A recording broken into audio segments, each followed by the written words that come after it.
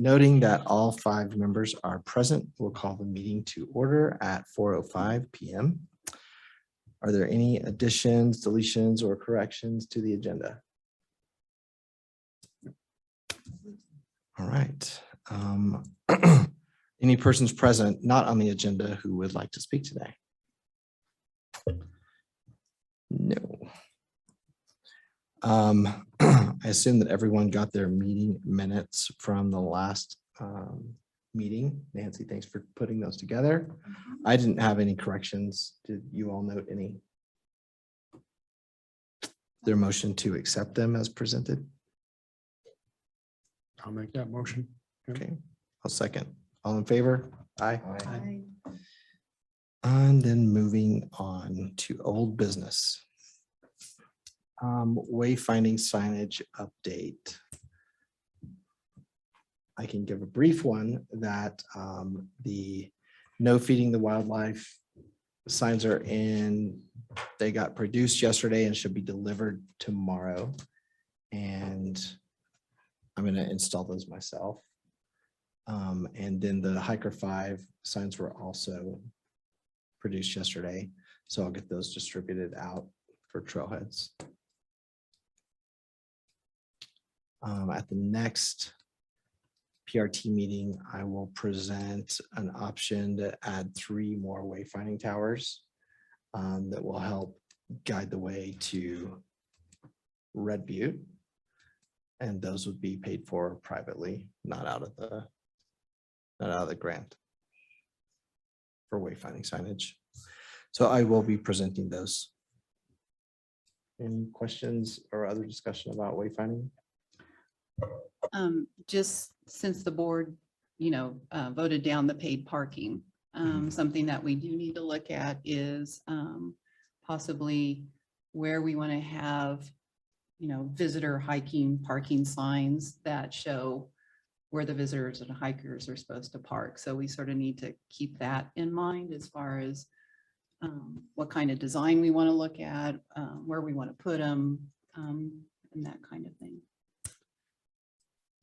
I just got good opportunity to talk about that because if I got some direction today, I could work with the signage vendor on at least a mock-up.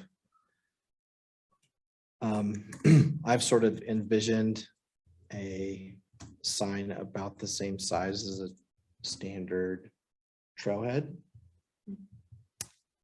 Maybe something a little bit smaller, but that range that would have a printing of our trails map with the parking, because that map has parking locations specified.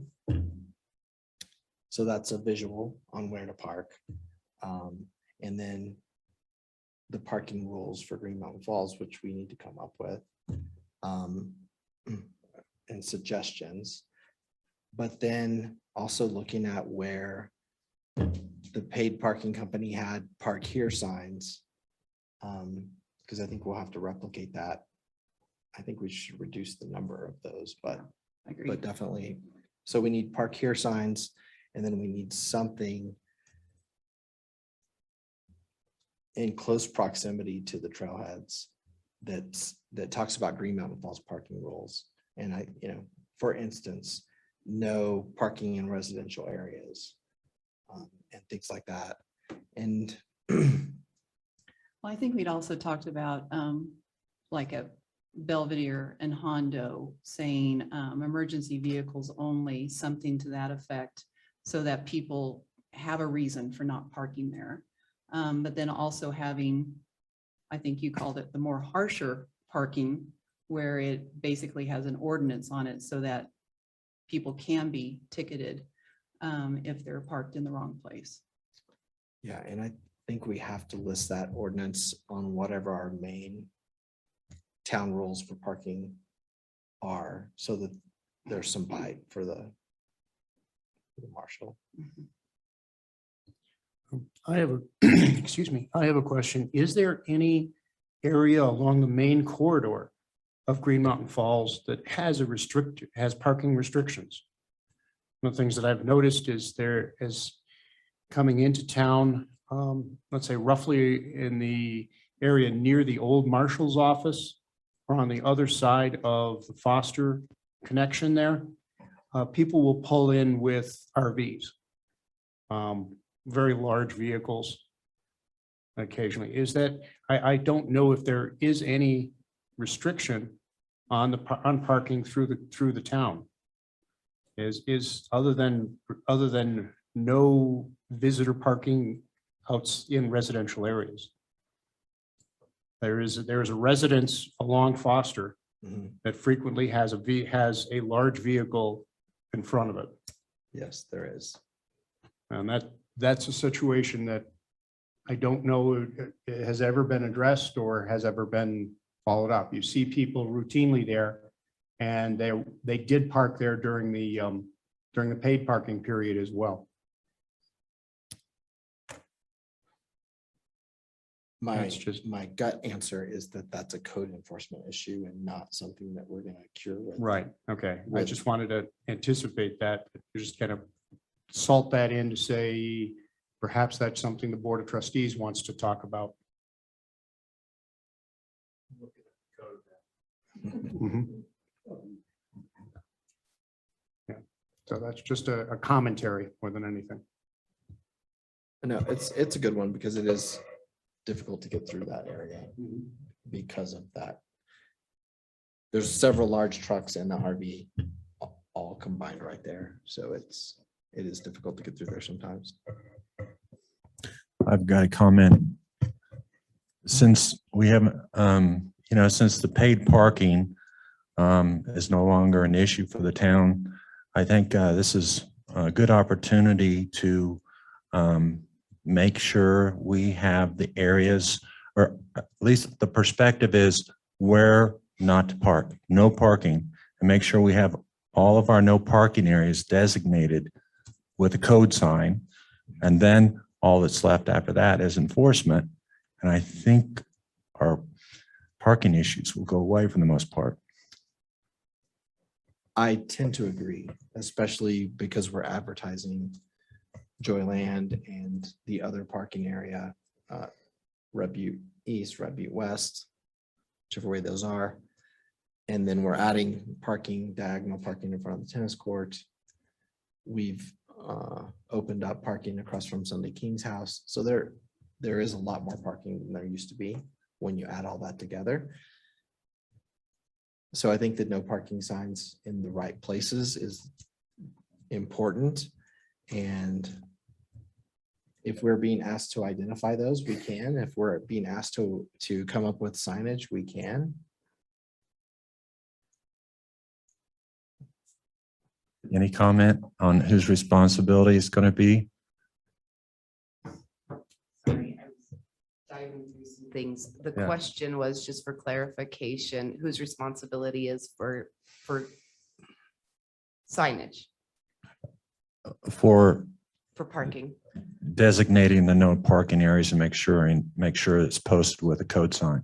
I think that we would certainly appreciate, I think that the board would certainly appreciate any recommendations that you all have, that the PRT has. You've worked really hard on this signage project so far of making sure that the things that are in town are communicating, that culture that you want to have here, the aesthetics.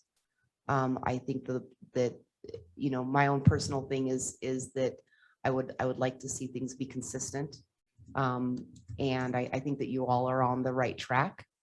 And I think that the board would be probably pretty supportive of any recommendations that you have for that.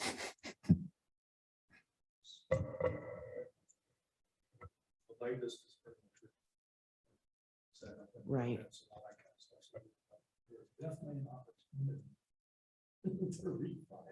Yeah.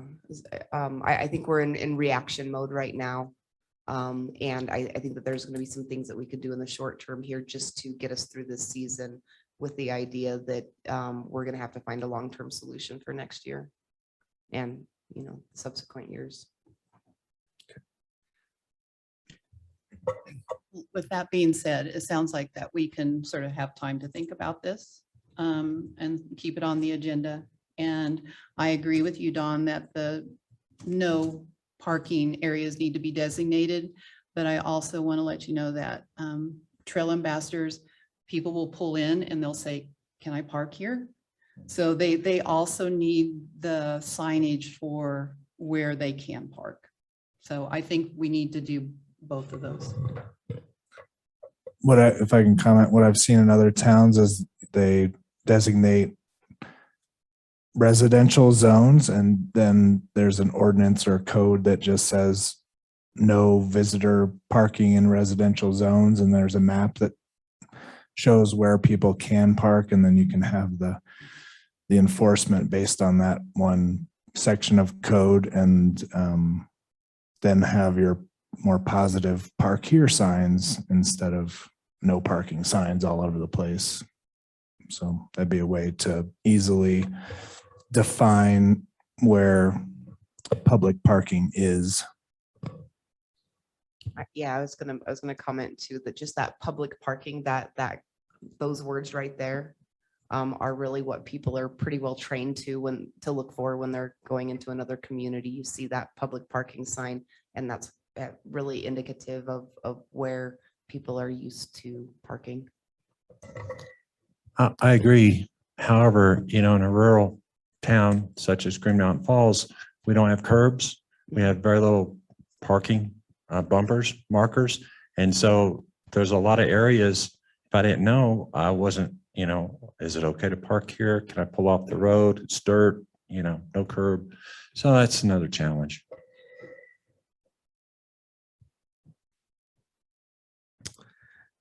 Do we want to schedule a workshop specifically to work on this? Or do we want to do I'm happy to do some one-on-ones or small groups while I'm here over the next month. But until we know what the code is, I think we have to stick with positive, we can go ahead and design signage and add the code number later. But as far as no parking here and anything that has to do with the code, it sounds like the code has to be rewritten. Because we can't cite a code that doesn't. Residential area parking section, but there's a whole other section. Okay. So before our first workshop, if we could have what can easily be enforced by the marshal, I think that's what we want to.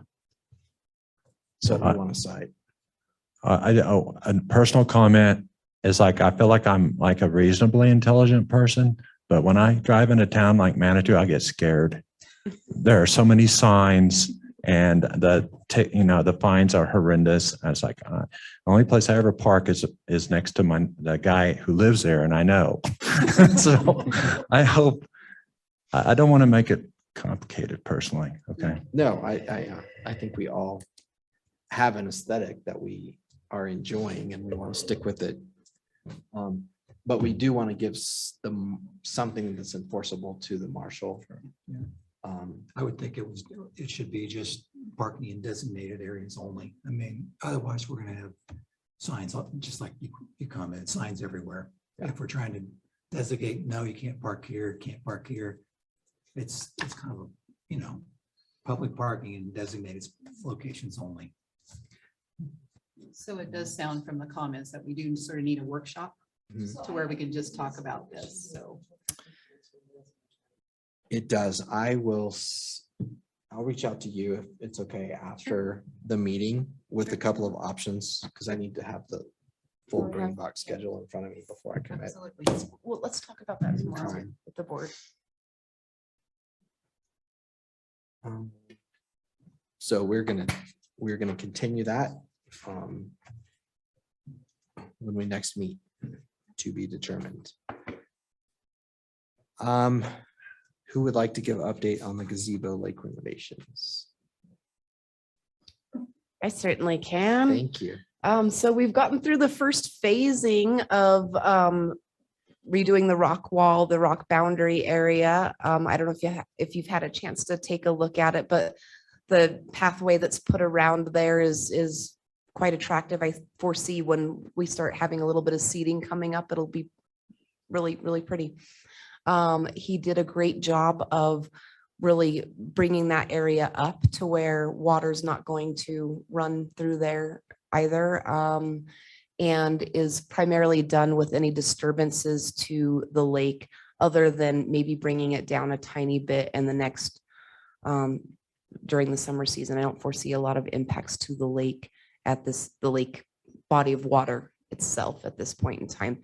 There's a lot of other things that he can continue to work on in the meantime, and we have selected an alternate dates to be able to do that second phase of removal of the concrete wall and installation of the rock wall. That will be in August, the end of August, beginning the 29th of August, and then potentially extending to September the 15th. And then it would be phenomenal at that point in time, sometime late September, to look at a ribbon cutting of that project. It's still early, I think, to start planning that. But I do think that it would be good to start, sort of brainstorming some ideas on what to do there. If you all would like to be involved, I think that we could probably reach out to some local angler related businesses, ask for some donations, do a little bit of a fishing derby, get prizes that way. Just a curiosity, when the Department of Wildlife did their netting experiment, did they find the lake sustaining a good population of fish? So it was kind of a weird day, the day that they were out there. The water was very cloudy. It was cold. We'd had that cold spell. They did find what they netted with the gill nets. They did not catch anything spin casting from the canoe, unfortunately. They did find a healthy population of suckerfish. They collected 8 of them out of in the gill nets. Those were not returned to the water. They're non-native species to the lake. They were able to use their creek device, their cathodes, and they were able to collect 2 additional different kinds of suckers, long-nosed suckers, out of the creek, and 2 brook trout from the creek. So I think that we learned a lot from it. I don't know that we're able to capture the data that they'd hoped to, as far as how much growth the fish are gaining, how much weight they're gaining within the lake, and if it's sustaining. But also, I don't know that there's too much data collection on how many are harvested out of there either. So it's kind of a weird thing. The nice thing is that they do have a couple of different fisheries that they're able to get fish from, depending on what time of year it is, so that no matter when it is, we should be able to get a delivery of fish.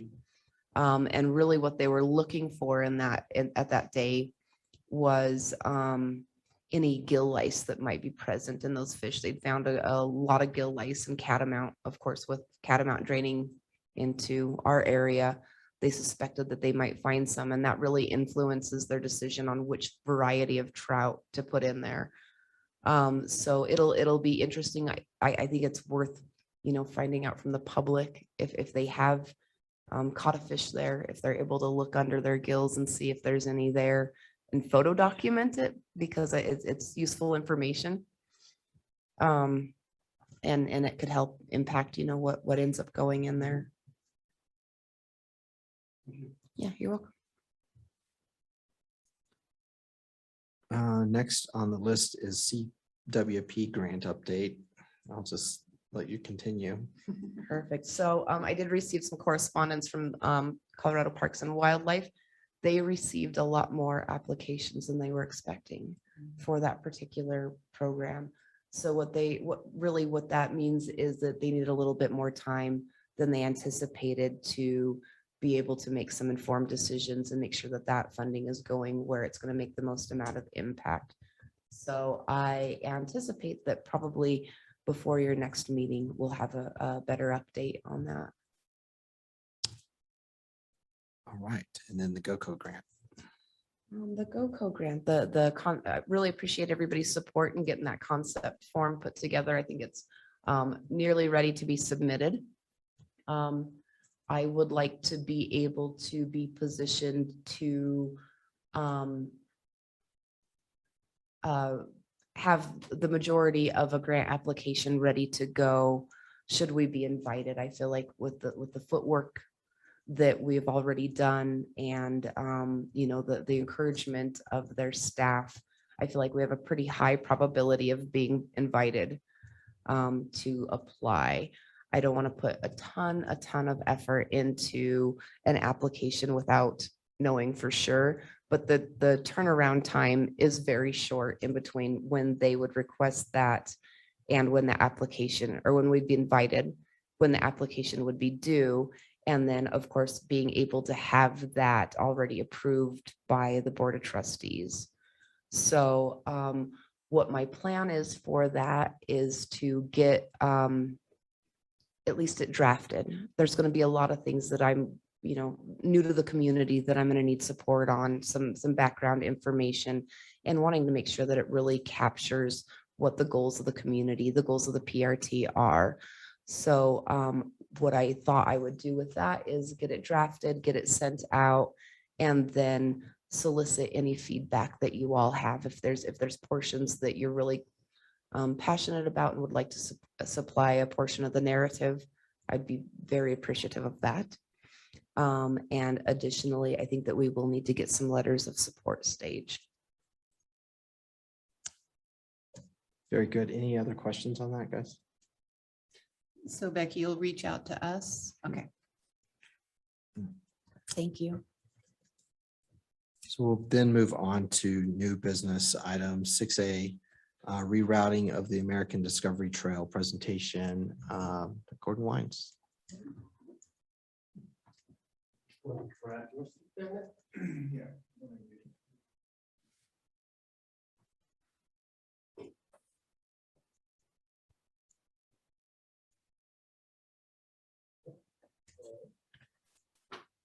I'm not familiar with keypad, you know, staying fast because I'm starting for escape right now. Okay, well, I do appreciate the opportunity to come here and talk before you all. On the agenda, it says PRT action requested, and this is not action requested. This really is an information briefing. Action would be a little bit premature right now. What I'm going to be showing you is basically a bunch of slides and pictures that are around 10 years old. And they came from the time that I was working heavily with Dick Bratton on the establishment of the Ute Pass Regional Trail through Ute Pass, specifically Chipeta Park and Cascade. And I'll just ask real quickly, is everybody on the PRT familiar with the Ute Pass Regional Trail? Okay, I just didn't want to have to repeat that. So the reason I'm dusting off this presentation and bringing it before you is that something has changed in the last 10 years.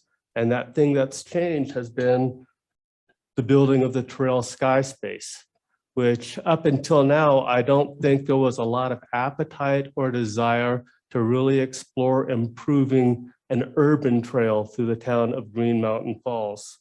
With the opening of the trail sky space and the anticipated visitors, this is what I see as the problem that we're looking at. If I can navigate myself through here.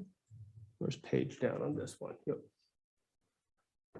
And I'll ask you, Jesse, to verify if you think this is something that we need to be concerned about. That currently, if the idea is we're going to have the visitors for the trail sky space primarily be using the Joyland Church parking area, taking the nice gradual trail up to the top of the Red Butte Ridge line and coming down into the trail sky space. With my understanding is one of the intentions was to have some of those visitors also be able to enjoy the town of Green Mountain Falls and then be able to walk back to their car on a continuous loop. Well, and if, am I tracking that correctly, Jesse? Absolutely. Okay, if that is the case, then we do have a problem. because currently, and I put this under the near term, is that we really need to create a safe trail for those pedestrians. Now, portions of a safe trail exist, but not a complete safe trail to get them back to the Joyland Church. And I think it's always wise, if you're going to come up with a trail recommendation, that we do it in a comprehensive way, because I do believe when the Ute Pass Regional Trail comes into full fruition and it's completely developed from Manitou all the way up to Green Mountain Falls, that we're also going to have an increased pedestrian, hiker, biker rate of traffic coming through this town. So I think it would be good, not pressing, but good on anything we come up with in the near term, to also be looking far term to make sure that we've already thought that all the way through.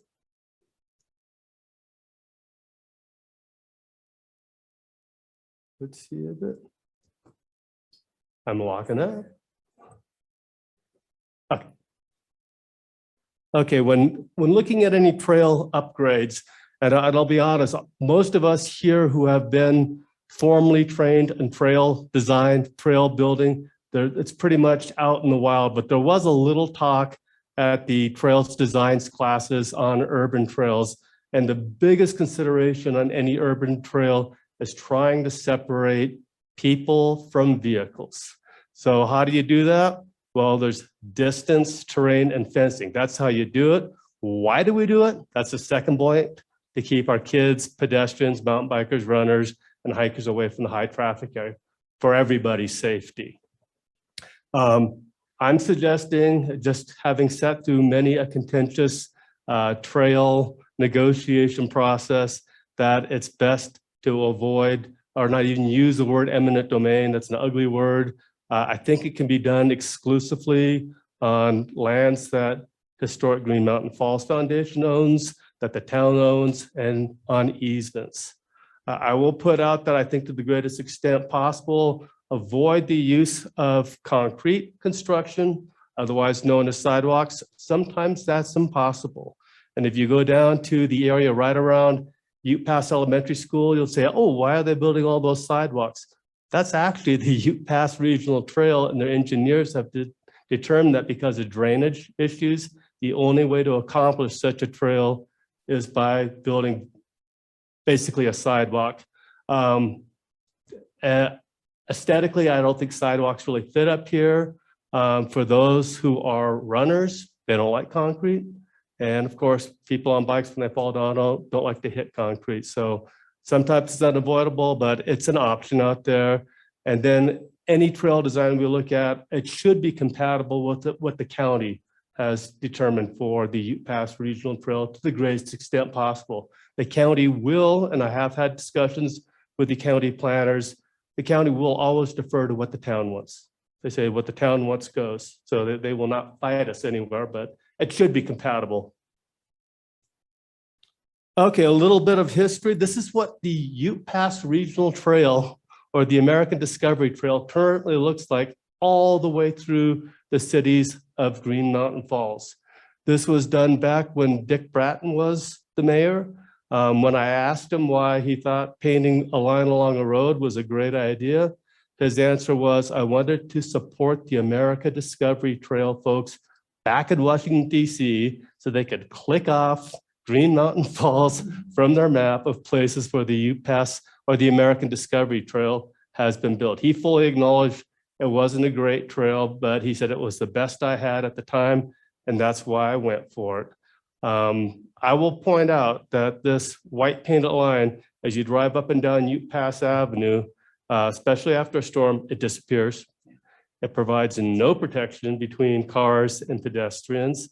And as you get into town, it passes right behind approximately 200 diagonal painted parking spaces, 20 of which are right in front of a bar with a bunch of drunk people like me pulling up backwards onto the road. So not really an ideal solution as to how to establish a safe route through town, but that was the reason given why it was done like that back in the time, which makes sense, but I think we can do better.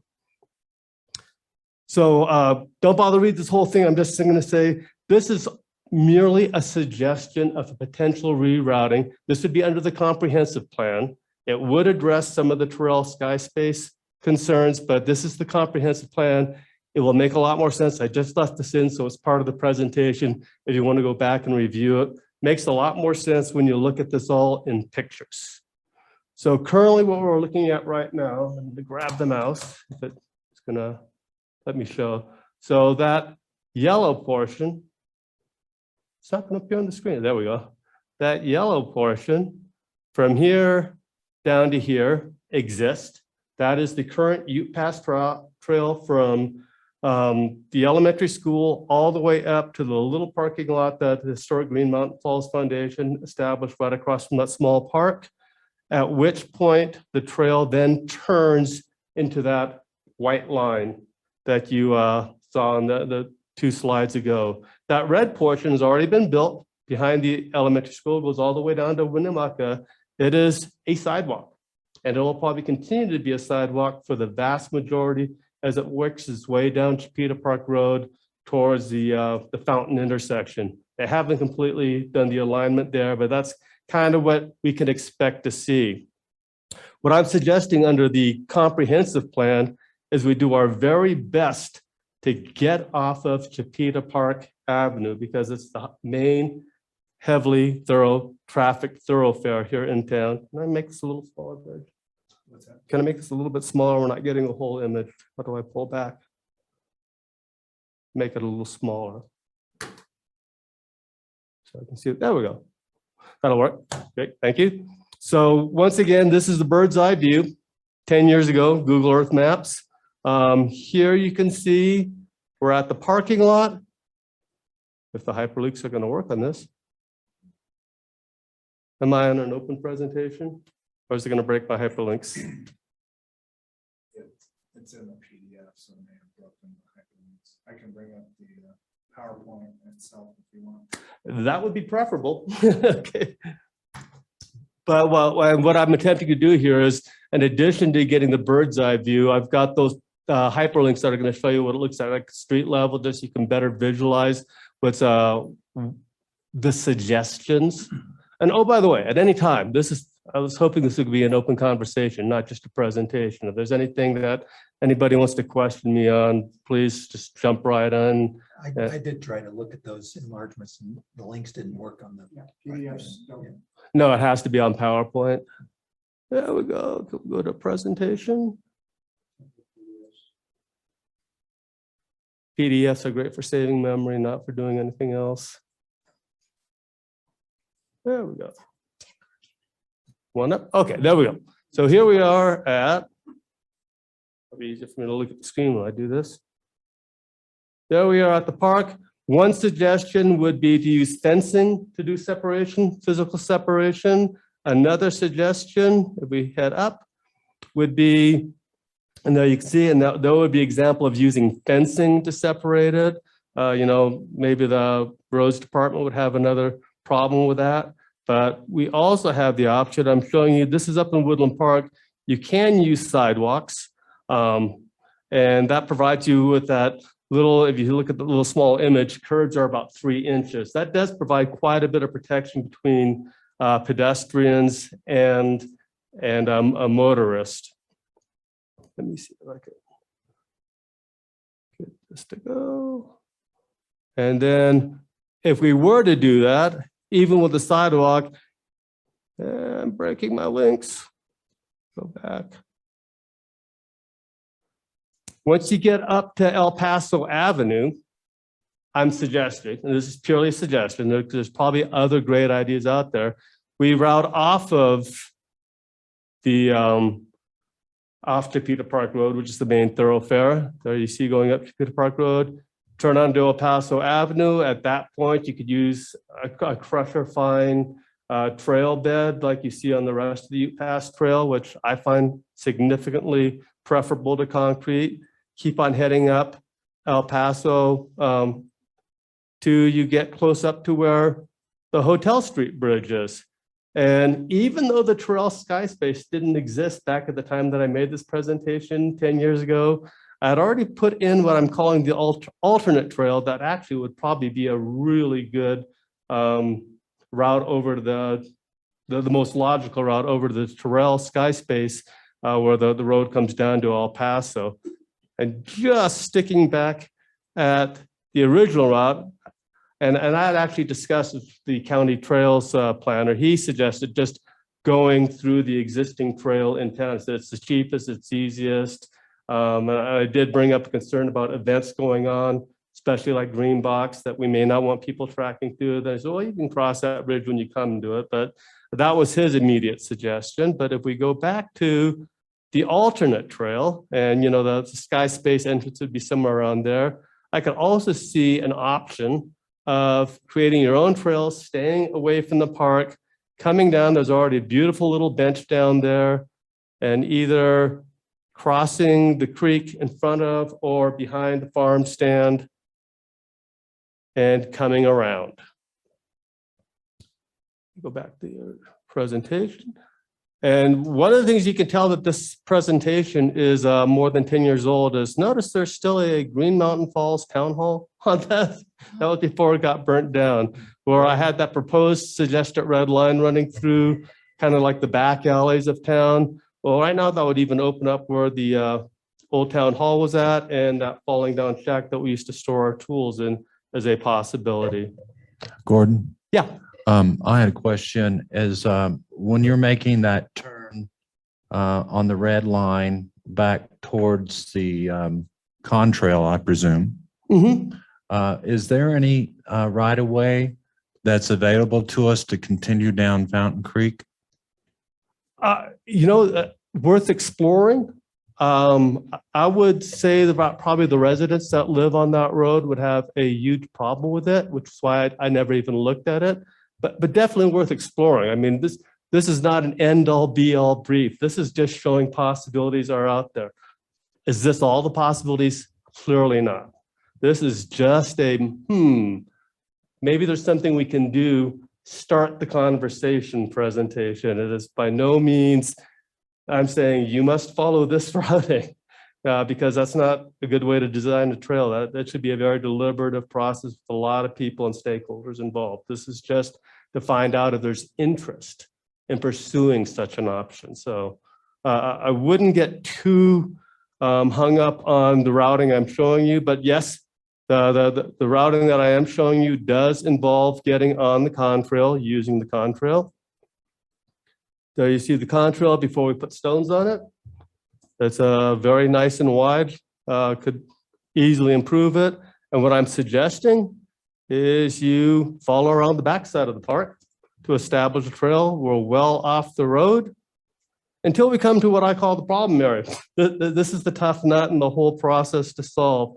At some point, you get chased back out onto the road, or, and I'll show you this under the alternate trail, are maybe faced with seeing if you can acquire some privately held property, which, neither one is a great solution, but I think that's kind of the sticking point here. Yeah, Jay. Yeah, just the worst sticking point is the bridge beyond that. Yeah. Yes, it is. Yes, it is. And I'll If be you have a followed up. photo, if you have a photo of that. I have, and that's coming up. And did my mouse die? And I had some discussion with the guy from the county parks department, as well as the city park trail planner. So this is that area I'm talking about. I show a fence. It obviously would be a sidewalk because these people would still need to be able to access their house. But I didn't see any good, yeah, you know what I was thinking, but I didn't see any good alternatives right there. And if we keep on heading down the most logical route, oops, I already switched over to my alternative that required buying private property, but let me keep on going down this way. If my link didn't break. There we go. So the bridge is coming up here to your right. Now, initially, I was thinking in terms of going under the bridge to route the trail. I would say this is the conversation can definitely be kicked down the road because that's not the immediate concern, because before you even get to the bridge is where the pressing concern is of getting people back to the Joyland Church parking lot. So I would say any talk about the use of the bridge, I mean, it does need to be thought about, but, and you could potentially route people on top of the bridge to make it back to the Joyland Trail, but that's a small, narrow area. It'd be far preferable to keep people off the bridge, in my opinion, for safety's sake. And plus you're increasing the lake that they'll walk, and probably a lot of people are gonna jump across the creek and run back to their car in the most direct route possible. But staying with the bridge discussion, just I don't want to beat this to death, but the county of El Paso, they don't like to go under bridges. And the reason being is a few years ago on Sand Creek, on one of their trails, it was a concrete trail, I think a couple kids died during a flash flood. The city has a different perspective. They say you're more likely to get hit by a car than by a flash flood. Who's right? I don't know. It will be a town decision. When I brought the guy up from the county and I walked this all with him, when he looked at this bridge, he said, you know, that bridge is close to end of life anyway. He said, if it was the county, we'd build a wider bridge and put the trail on it. So I don't know what the right answer is. I know there's two different answers out there, but for the near term, I would kick that can down the road, because at this point, you're already going away from where the Joyland Church is. And I do want to give an example. That's the city's trail. They have no problem going under a bridge, and they just post a sign. So Gordon, yeah, that bridge is on the list of things to do Okay. for PPRTA. So I assumed as much. But here I'd like to show you, and once again, these slides are over 10 years old, so there was no Terrell Sky Space. I saw that alternate connector trail coming up to connect under the bridge. But obviously, the more pressing concern for the near term would be getting a trail up to the Joyland Church. So once again, I'm just throwing out possibilities to say that there is a problem, the possibilities exist. What I'm showing you this evening are just a couple suggestions. I would say that this would need to be something that if the PRT was interested in pursuing, that probably a committee would need to be put together with several people, stakeholders identified. It would be, and just to be upfront, this would be beyond a friend of Ute Pass's competence, because one, if the decision was made to cross Fountain Creek on a bridge of its own creation for the trail, you are now in what's called a Tier 1 flood zone, which will require permission from the Pikes Peak Regional Building Department's floodplain enumerator. It's one guy, one office stick. The reason I know this is I went down and found out if we were okay to build along Catamount Creek, and that's a Tier 2, and he doesn't care. But Tier 1, he said, you'll need my permissions. I didn't follow up with the question. I assume a permission would require a structural engineer, a licensed civil engineer, designing the bridge and making sure it was done to specs and standards. All stuff, if there's interest to pursue this, I could follow up. But until I know if there's such interest, I'm not going to be asking a bunch of people a bunch of questions if it's for naught. So I'm going to end this right here and open up for questions. Yeah, so they're working on this sidewalk trail down by the school right now. Mm-hmm. Is that the last section of trail that's really impeding people from getting from Manitou to Green Mountain Falls? No, there's a whole section from the area by the Mar Pines. You know that picture you have of, what is it, Buckskin Joe heading down, and you can see where he's at. It's right at the Mar Pines. The actual real Ute Pass Trail actually doesn't go down Highway 24. It diverges up French Creek for about, I'd say about 300 feet. And then it takes a pretty steep hike up, and it'll take you up to Longs Ranch Road. At Longs Ranch Road, the Ute Pass Trail has been built all the way down to Manitou. It hasn't been touched from Longs Ranch Road all the way up to Winnemucca on Chipeta Park Road. So what you can anticipate seeing is a sidewalk heading down Chipeta Park Road, primarily on the right-hand side as you head down the road. And then as they start to close in on the Fountain Creek, where the North Pole and the Pikes Peak Highway is, they haven't finalized the alignment there. Nor do they know exactly how they're going to go to that one area I call the choke point right there in Cascade, where the wines of Colorado and stuff like that's at. They haven't finalized that alignment all the way down to the point where you hit French Creek. But once you hit French Creek, they're going to actually, and there are markers. They put them in 100 years ago where the old Ute Pass Trail was. It's kind of cool if you ever get a chance to do it. So they're currently working on resolving those issues. Is there any kind of timeline as to when that would be complete? I just sent an email today because I didn't know, because it seemed like after COVID, all progress came to a screeching halt. The last thing I saw done was in 2019, and that was the sidewalk from Ute Pass to Winnemucca. That's the last thing I've seen getting built. I don't know if it was COVID. I can follow up with you, except for you, I've got all your emails. So if I get a response from the park, I can hopefully give you a better timeline on when to expect to see completion for that trail. It seems like knowing that that is actively being worked on and coming and connecting the U-Pass Trail, in addition to not having a safe pedestrian route through town, that they would be urgent things that we could work on with our Goco.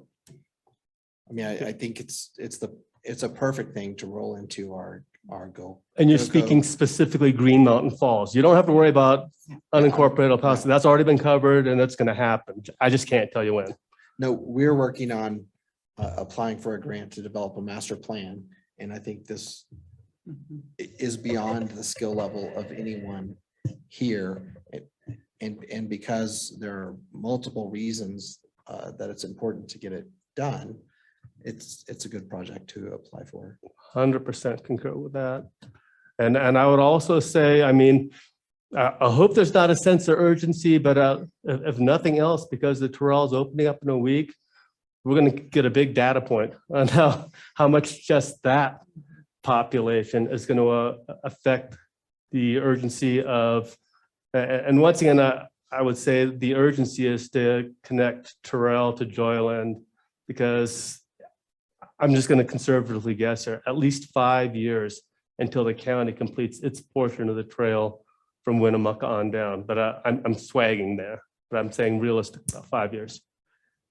We'll have some data points to supply about Exactly. visitors to Sky Space that will help in that decision-making. So I think it's good that you dusted this off, brought it to our attention, especially as we're going into this Goco grant application. I do have a question, Gordon. Yeah. Is there any reason that you can think of that the American Discovery Trail wouldn't allow a connector trail from this side of U-Pass up to the parking lot where it crosses a walk bridge? So my Creek? understanding is based off of conversations I had with Dick Bratton 10 years ago. American Discovery Trail, they sit in Washington, DC. There's nobody out here. As far as they're concerned, the trail's done. But it's And they paint were not line on the required road. to reroutes to notify them of a reroute or anything like that? May be prudent, may be polite. But if they were good with a painted line on a road, I mean, Okay. do you think they could But- complain to but- a real trail? The point of my question is, do you see any problem in assuming the red line is going to be the American Discovery Trail, adding a connector on this side of the bridge, crossing over I'd have to Fountain on reach a out and walk ask them. bridge I'm to happy to the, do that, but Yeah. I don't know. I'd have to ask. I highly doubt that anything I'm proposing here they'd object to, because I can't see it being anything worse than what we presently have. But I can ask. And I don't think they have jurisdiction. The town does. As you were speaking, I thumbed through the GIS data, Mhm. and it's a rather tortuous path, but there is a connector that could get you to Oak Street. There is a small sliver of property where the old town hall sits. Yep. that would be part of that. The rest can connect to some links in historic Green Mountain Falls property or town property. There is nothing on the far side of the Fountain Creek that is currently available. That's private property predominantly, but I think you could build along a good part of the old railroad grade.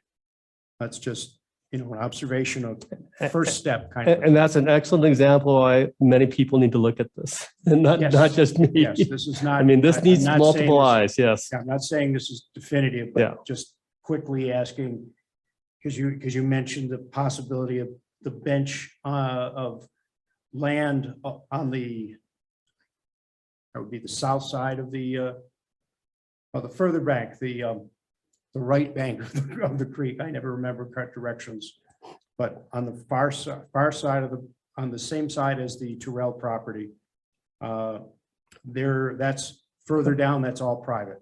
Okay. That would require easements and Stuff you don't want to go into probably. And Right. for those of you who haven't been through a new trail process, of course, it has to be extremely public, extremely transparent, and it's ugly. There'll always be a handful of people that want to stop time in the 1950s or 60s and just hate it for the principle of hating it. But you know what? Those people bring up insights that trail enthusiasts like myself might not see that need to be considered. So as painful as the process may be, I always think that you get a better end product, no matter how painful the process, to have as many voices and opinions shared as possible. Sure. Can you pull back out so that I can see the entire See the proposed entire- trail?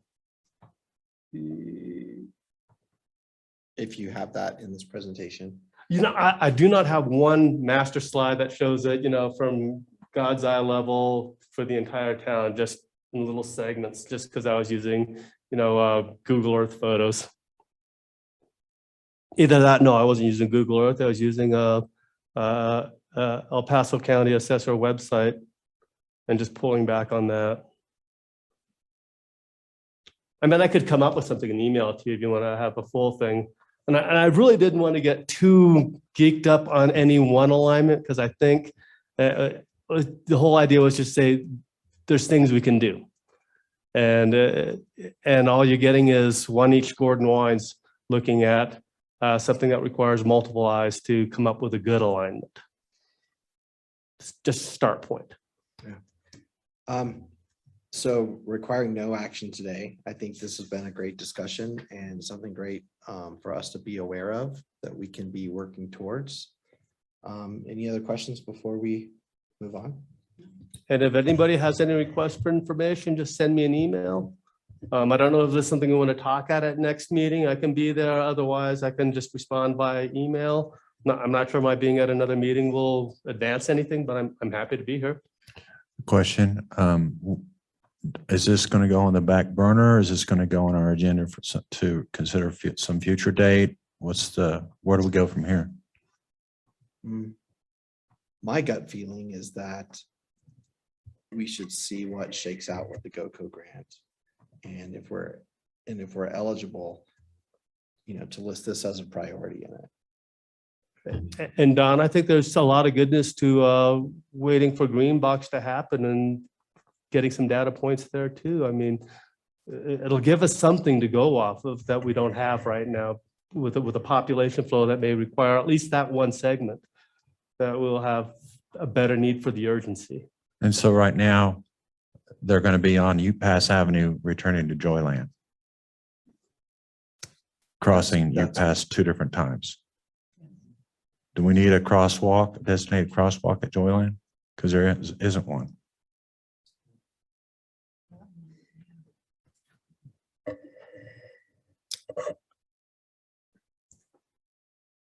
I think it's a great idea. And we've brought up multiple sidewalk locations, that being one and one being at the curve here where people cross from the park, from Pool Park over to Olathe. Those are both right now, the one down by Joyland isn't prevalent, but it will become that way. And the one at Olathe already is. So I mean, it's sort of outside of this discussion point, but a recommendation that we put in those 2 sidewalks,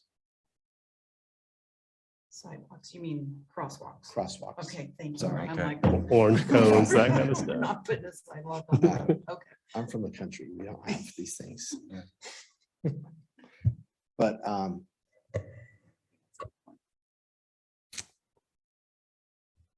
do we want to make a recommendation to the Board of Trustees to look into that? Again, I don't think it's our No, right. wheelhouse, but I think from a trail ambassador standpoint and from Mhm. previous discussions about safety and ongoing things about speeding. I'll make a motion that we recommend to the Board of Trustees to revitalize one crosswalk on the American Discoveries Trail, and also plot and lay out a new one for the Joyland parking lot. All in favor? Aye. Aye. Any opposed? Great, good job, guys. All right, I appreciate your Thank you, time and I Thank you, Gordon. Thanks. I for coming to apologize for present. taking more than I thought I would. Complicated topic. And we like to ask questions.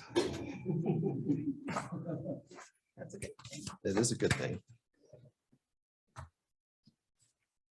So next on the agenda is the fitness court opening and Wi-Fi. So I think you all received the email that's up on the screen now. I hope that you did, about our ribbon cutting this Saturday morning.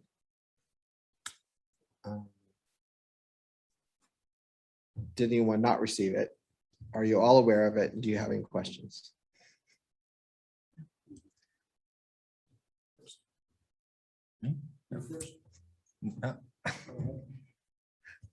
I regret I won't be able to attend. That's your hiking morning. Actually, it's going to go over to a friend's work weekend That's right. that I'm bringing in the hiking group. That's right.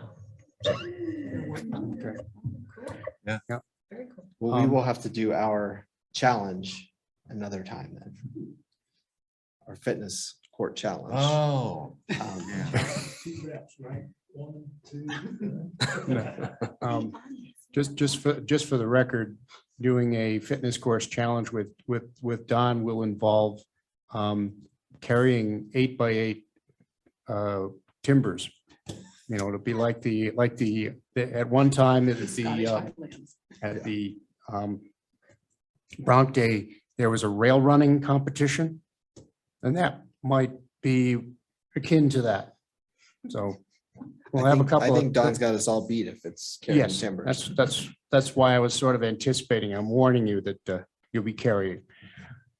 I do want to just ask about this. Is the park Wi-Fi? I saw that the construction fencing, similar materials have been removed. That's really good. Is the park Wi-Fi functional? Park Wi-Fi is up. I went up and tested it this afternoon.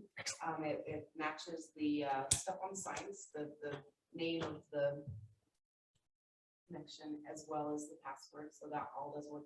It's not as strong as I was hoping it would be. So I do have some additional equipment coming in to help to boost that.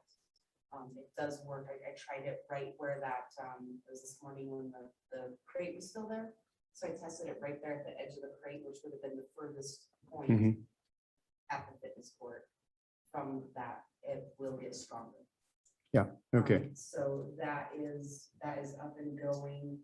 And that's really- I know that when I took a picture of just the side where it describes everything that you do, it immediately picked up the QR code. And you could click on the website from just trying to take a picture. So it immediately just zoomed in on the QR code. You can click on that link and it goes right there. That's great. Do you know when the extender will be working? I'm hoping in the next week or so. Okay, It'll be really, really super quick, but, yeah, I got our IT on it. and the folks at Fitness Court designed some more graphics to go onto the court that give the town Wi-Fi and router information. So I'll apply those. I think those are supposed to arrive tomorrow.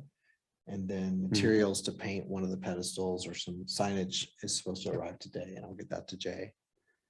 So I'll have you report on maintenance at the end. Are there any questions about the ribbon cutting? Okay, you have fitness court ambassadors, are people who are familiar with the app, who are not going to be embarrassingly old and slow, like me. Who is going to carry that out? Are you jumping in and? I have left myself open if needed.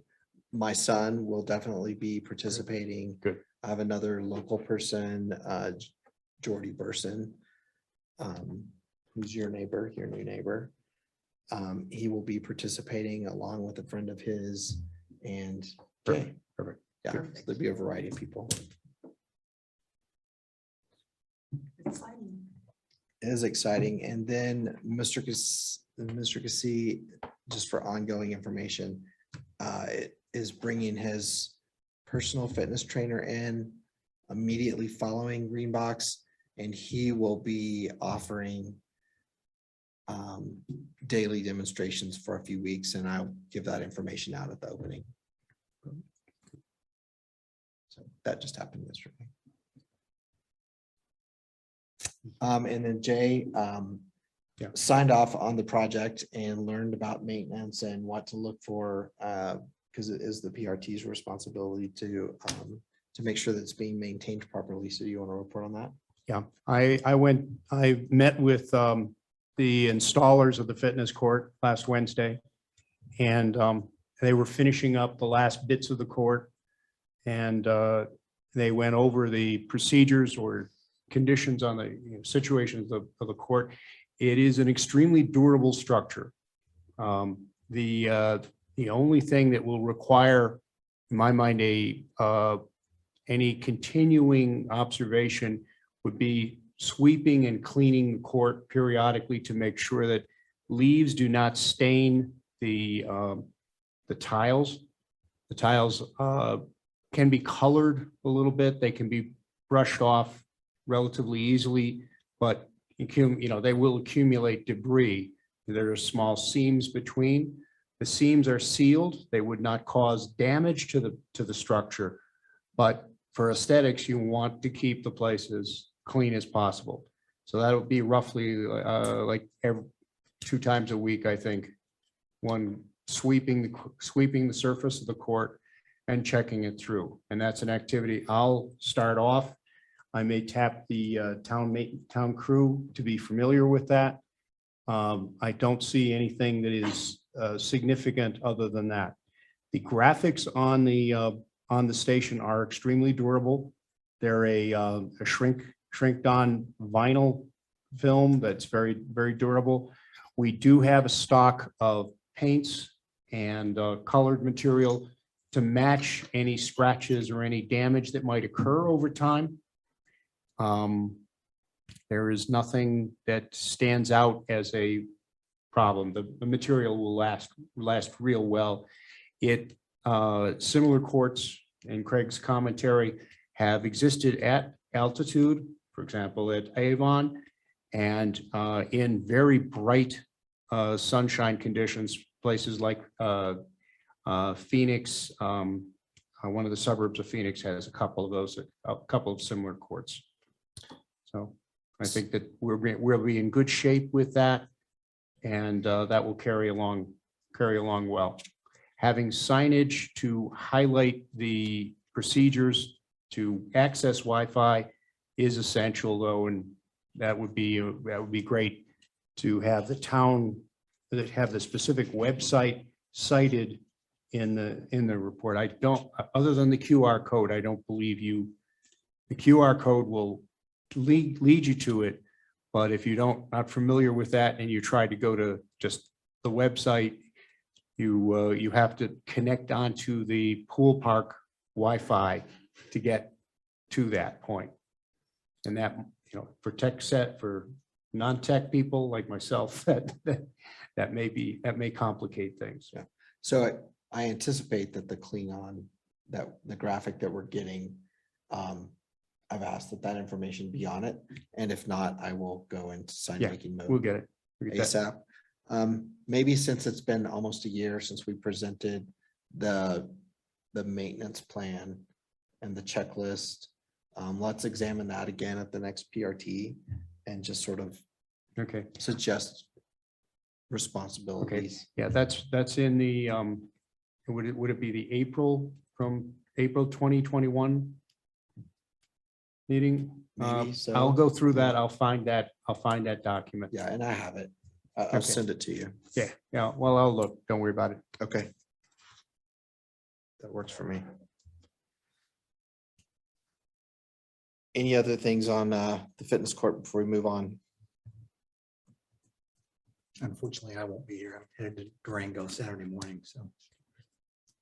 But I will try it when I'm back. Good, good. I'm excited to have the barriers down and to see people working out on it. I have one other thing that I failed to mention. Public Works will be working tomorrow morning to fix the remaining portion of the fence. Were they to leave any cut for access in that area? Yeah, I talked to them as they were leaving. They said they've got it. They know they've got it on the schedule for tomorrow morning. So And were they going to leave any gap in the fence to get through? Do they know where that is? I didn't that didn't come up, but I think they could probably best determine. Or I could walk down and mark a place. We want to make sure that it's ADA compliant. So 3-foot opening and probably wherever we have the deepest, wherever we've created the deepest parking lot or parking space. And it might just be where it makes sense in there. And I'm hoping that they have a little bit of flexibility based on not having to dig too many post holes. Yeah. That'll help move it. I know that they they found some things digging, Like the shuffleboard. like the septic system from Sally Bush. Oh, on that end, yeah. yeah, the Well, that's shallow. the reported shuffleboard court was never there. Okay, That was somebody's myth. okay. But yeah, I'm hoping to help them. Just like Hoping that they don't have to pour any additional concrete to help keep those posts up.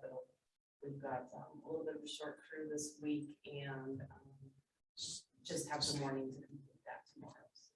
Do we get a bucket of the gravel from up on top of the Terrell site? Bring that down for them? Good. I saw he's using concrete, Okay. set the post. He didn't talk to me first. All right, next on the agenda for new business is the opening of the pool. Again, I'll ask town manager to report. Yeah, so the pool is currently scheduled to open on July 1st. The pool company has secured the minimum amount of lifeguards required to get us up and going, so that's exciting. They are still looking for a couple of additional, just in case, folks need time off, that type of thing. So they still are actively recruiting for that. But they are scheduled to begin their lifeguard training and go through that orientation process here in the next couple of weeks to be ready for that.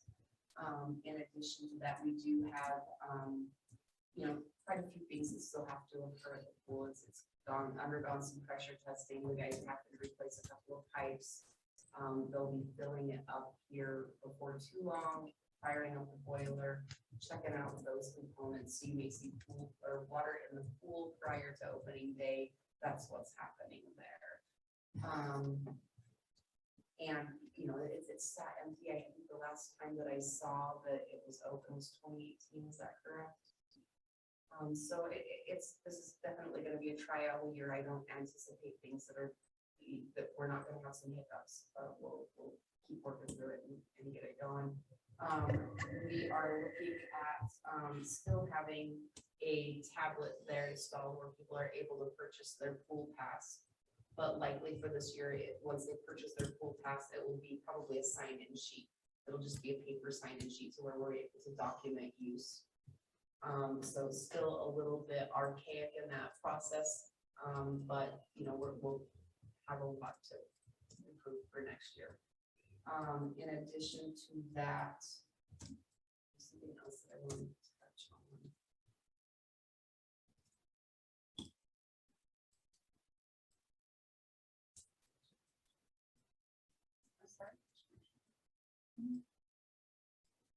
It was the pool. I don't know. If I remember it, I'll shoot you out and then I'll. I have a question. Is there a maintenance schedule that exists for the care of the pool? Absolutely. So that part of it is done with the pool contract that we have. They will do an opening and a closing.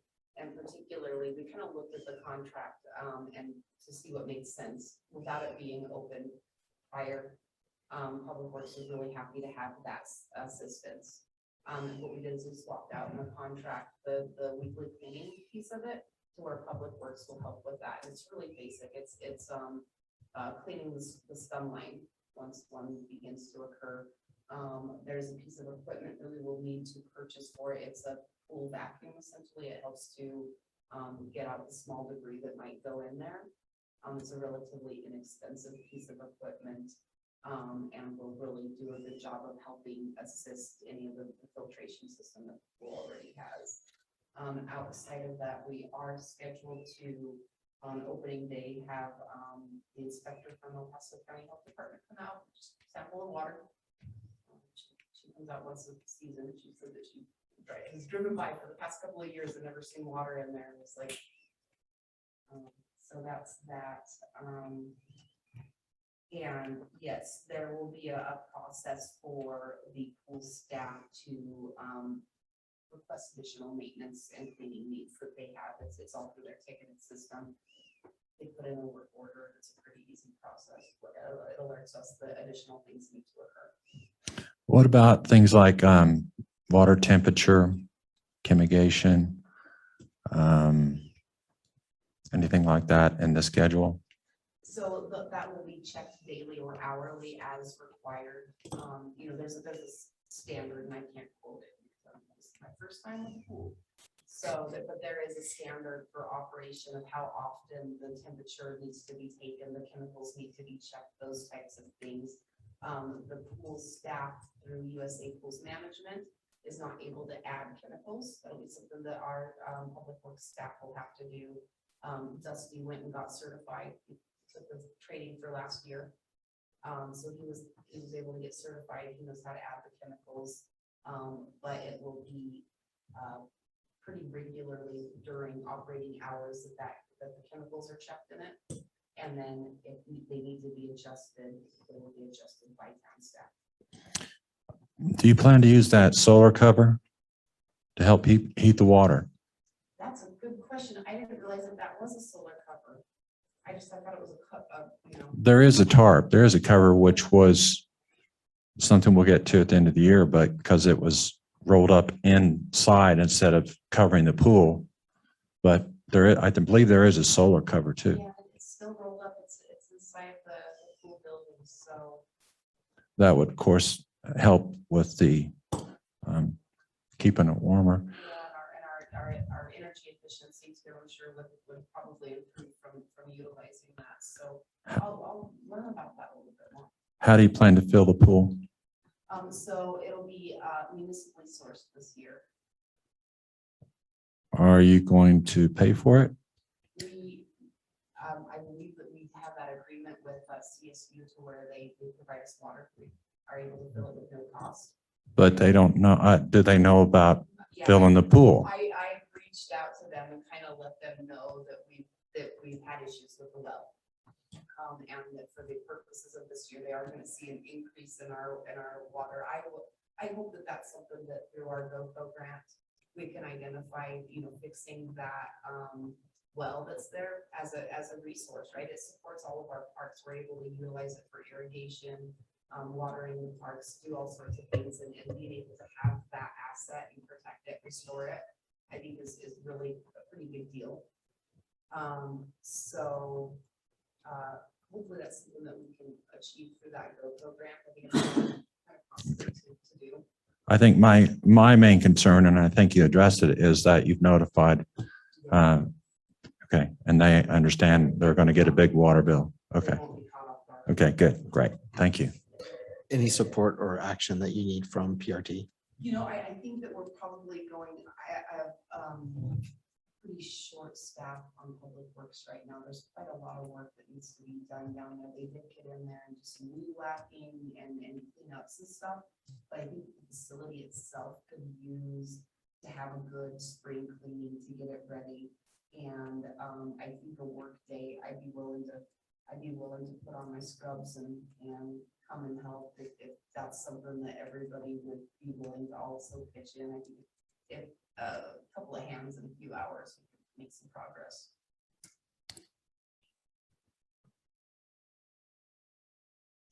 Do you want to suggest a date to do that? One last question, sorry. The restrooms, are they going to be open to the public?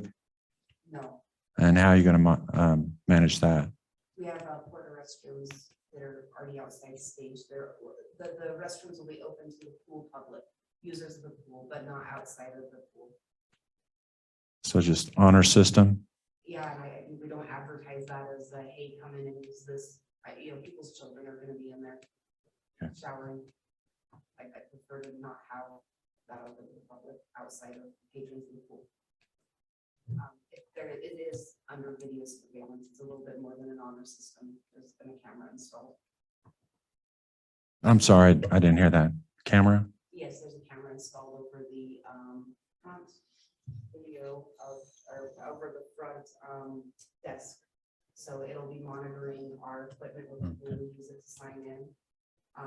It is not in the portions of the dressing rooms, but that should help to provide a level of accountability as well. Thank you. It's great to have all this information. And we'll gather more once the pool's open, because all of this will be considered when we look at the Goco grant as which are the bigger problems and which do we solve first, and how far will the grant take us? I would totally be in favor of supporting a work day Yeah, you were asking. and if getting she some had a date, information.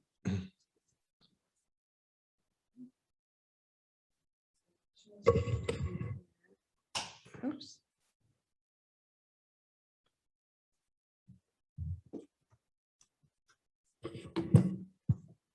June 27th or 28th are optimal. Oh, no, we have audit that week. Aye.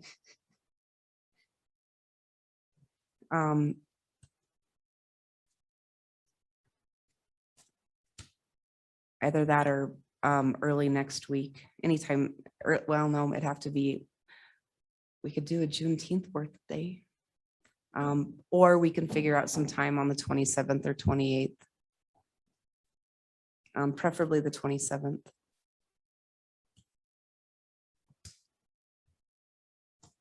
27th work.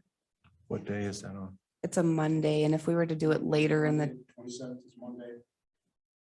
later in the day ends up being a little bit better for me. We can get through. Putting out This there coming that you're more valuable in covering the audit of the business or to the town business. If you turned an appropriate group loose, I think we could assemble an appropriate group. Thank you, Jay. I so appreciate that. In that Round up the case, usual suspects. that schedule is flexible based on your ability to get there. Is that like a Facebook call bring supplies, bring elbow grease. Meet us at the pool at 3 o'clock on Monday. Let's, I'm not on Facebook.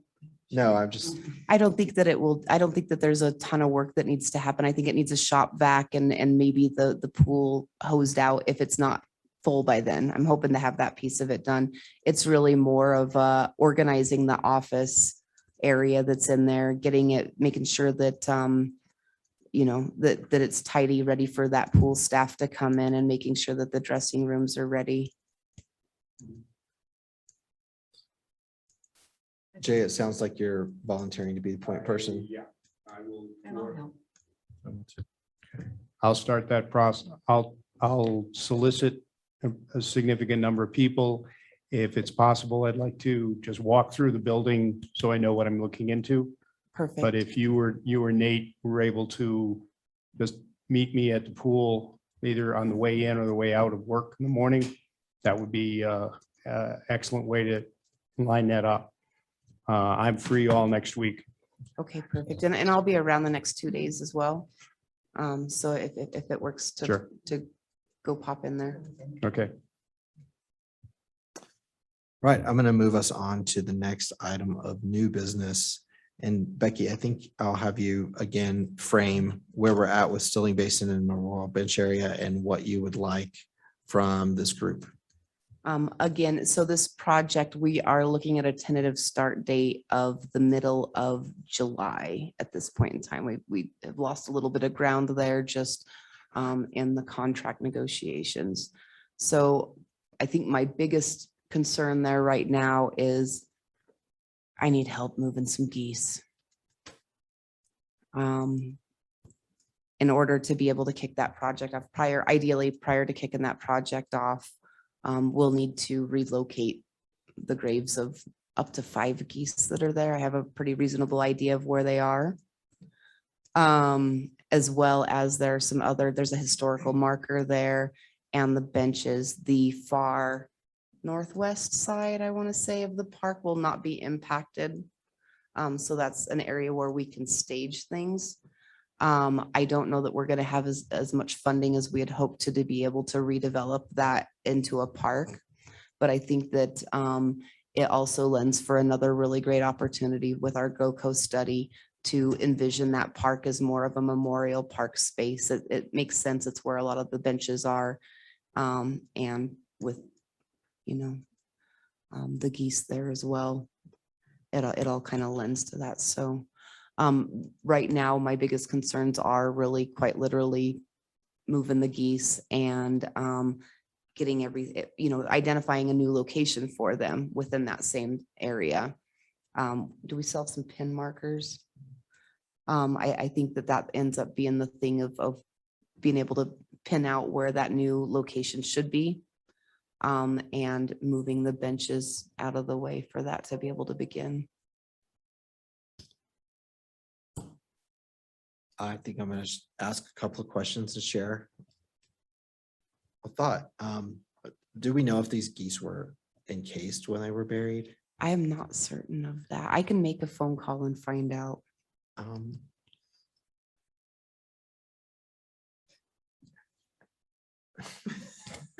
I'll say it. I don't think we should spend any public money on moving geese, whether incarcerated or not. I mean, yeah. Encased or not, I mean, Okay. I agree. We don't know the health hazard of that. We don't want to put anyone at risk. I think they had a service for the geese, which was great. I would support, having a plaque that says, in memory of, I only know of Roy the goose. But a memorial plaque that gets built into the new lake wall seems like a respectable way to acknowledge everyone who has feelings about the geese, but putting people's health at risk or spending money trying to figure out what's a tree root and what's a goose leg, I don't know. I think we should offer a marker.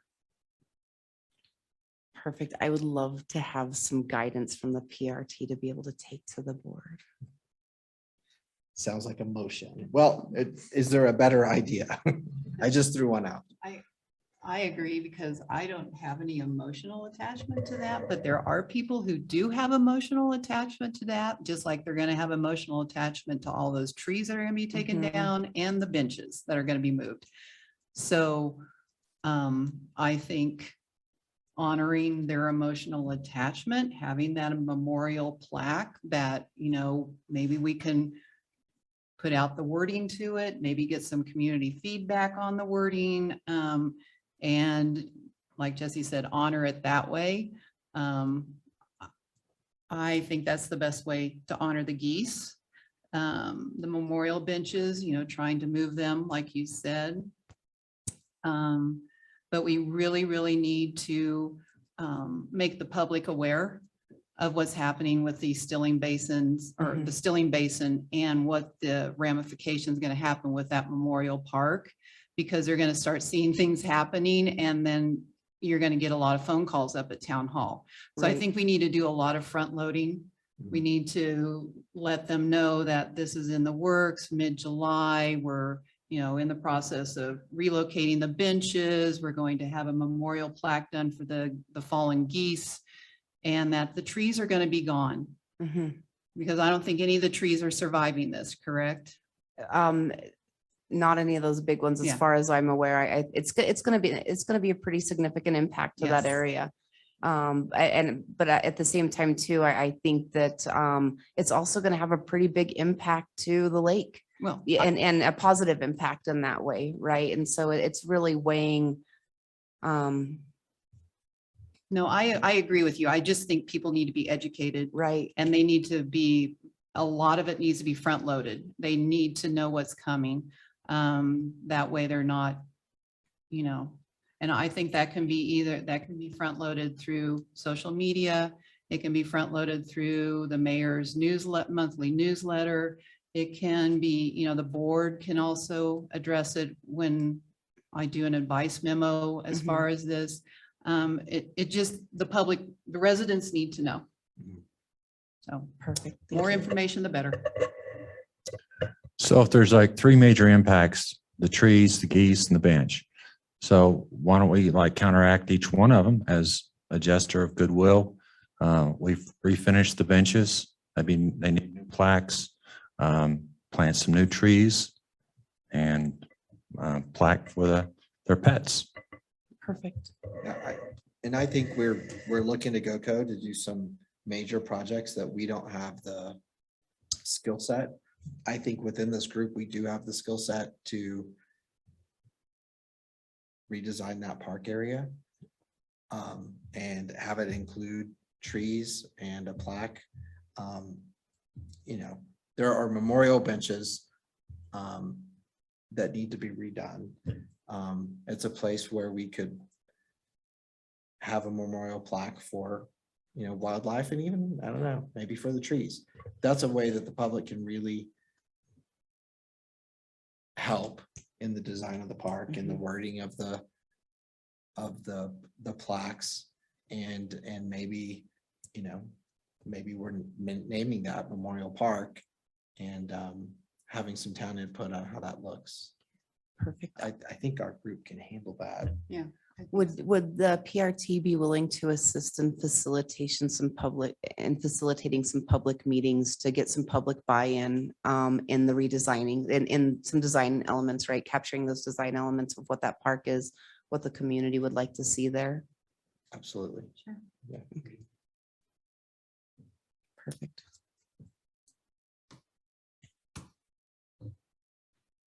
Probably the first bit there would be, if we're going to pursue this, would be putting a flag into the town Facebook site and a flag on the town,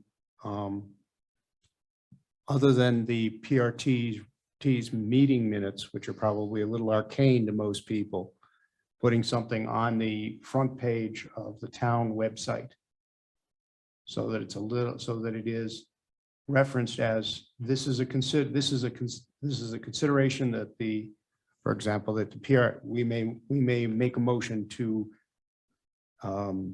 suggest this to the Board of Trustees, putting that motion and that reference in front of a larger group of people so that it does not, many people would be taken by surprise just because they don't look at things often. And getting out in front of, as you say, getting front loading this, that would be part of the front loading. So a social media post and a posting on the front page of the town website would probably be very good things. So maybe we keep our advice memo related to PRT Mhm. and we volunteer and advise that we use this group along with public meetings to redesign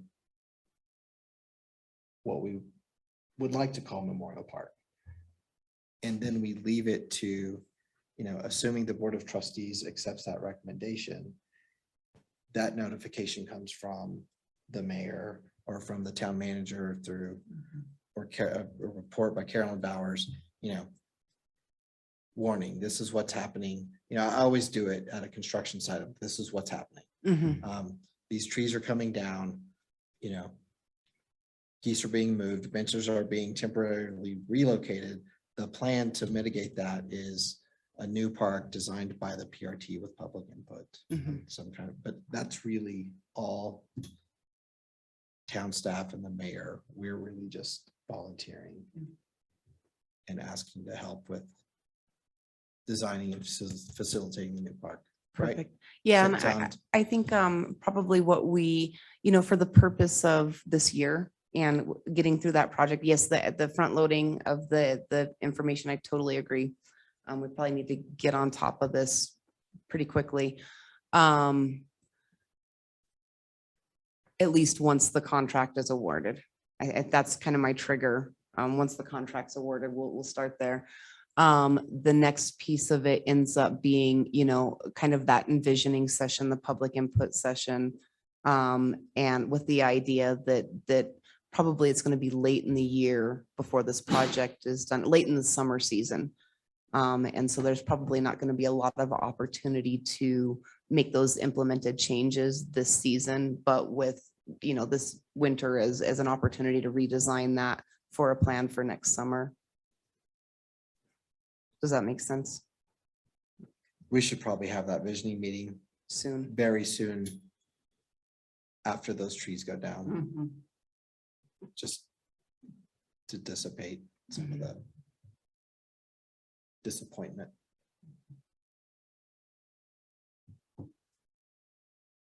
So should we make a motion about this? Because you were saying it, the contract is the trigger. I think So- probably, and I don't know that it's, I mean, I would love to have sort of some bullet pointed recommendations from the PRT regarding this project and the impacts that I can share with the board. And I don't know that it necessarily needs to be anything formal, just some correspondence. Okay.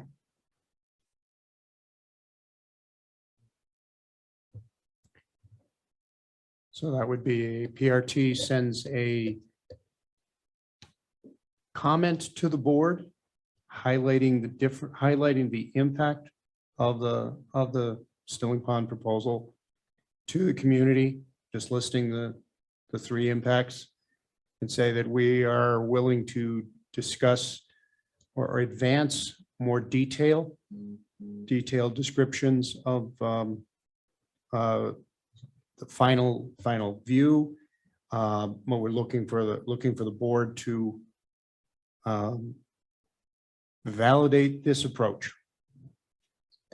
And our need to describe this to our need to involve the community in the resolution or identification. What I can do is I can compose an email. I'll send it out to all you guys, get any input, and then send it on to Okay, town so staff. do we need a motion to authorize you to do that? It's just, okay, good.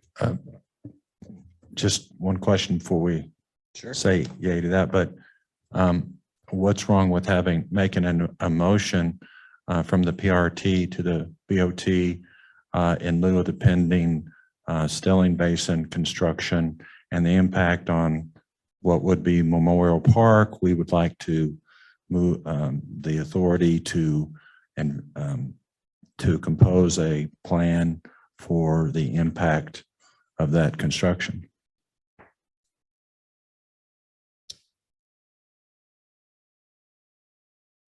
I think we're not asking for authorization yet. I think we're just volunteering our services until they ask, is the difference. This motion never hurt anyone. I don't think one's needed here for an advice memo.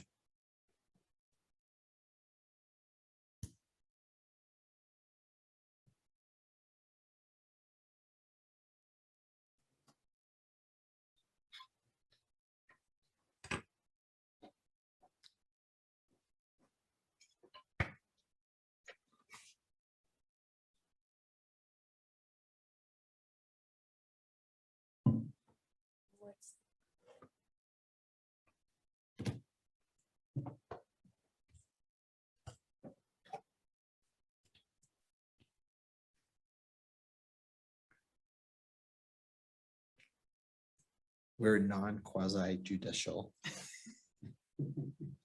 And we get blind copy and we report back individually to Nancy. So we're not working as a group in that email. We're working directly with Nancy. And I don't know if that, I'll BCC. Perfect. I always BCC. Yes. Thank you. Yes, of course. Perfect. Do you guys have anything else for me? I've got to run to the next thing. Okay. thanks for being on hand for all those Yeah, items. no worries. I Thanks feel for- like all we did was absorb your information today, but that's okay. 'Cause Thanks for it's all doing the gonna be good work. relevant later. Appreciate you guys. Did we have any correspondence, Nate? Let's move on to item 8A, which is the Trails Ambassadors Report. Good news report. So I think you guys all read this because it was in the packet. But our trail ambassadors, they are an amazing group of people.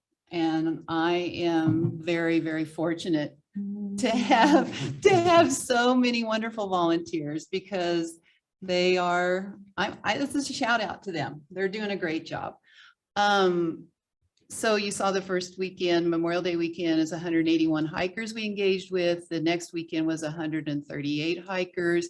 I was gone this past weekend, so I don't have the data for that, but we're on track for about 700 hikers this month, that's great. I mean, we are educating, and even if they don't get educated, we're still engaging them and welcoming them to our town. And because we got so many great ambassadors, I think I have like 4 or 5 new ones this year. I'm running low on some shirts. So not today, but eventually I'm gonna be requesting to the BOT to buy some more shirts for us. I did request that the bear proof or bear resistant trash can at the tennis courts be moved overboard by the porta potties that are at the pool park, because we have a lot of hikers, picnickers, visitors using the dog waste as trash. And that's not fair to Mr. Olds, who volunteers and goes around and picks up all of those dog waste containers on his own, has been doing it since they've been put up. That's not fair to him to pick up that extra trash. So if we could get that trash can removed, that would be really great. That's what we had last summer. And number 4, it's, the same old song and dance, really need a official trail map. We know all of our encumbrances are resolved. So it'd be really great to have one that we could use as trail ambassadors, that we could give to the town businesses, that we could give to all the short-term rentals, and that we could give to all the lodging. Because the more we educate and make aware to all our visitors where the hiking trails are, where they can park, the more successful our town is with having all of our visitors and welcoming them. So that's my report. Any questions? I just want to respond to item number 4 that Yes. I have been in touch with Pocket Pals. They're putting together all of the data points that are currently existing. And it seems like they have the majority of them. So by the next PRT meeting, I should have a dollar amount that we can, that we'll know what it costs to have that map produced. Sweet. You're welcome.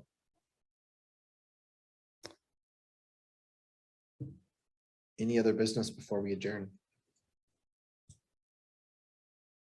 Hearing none, I will adjourn us at 5:45.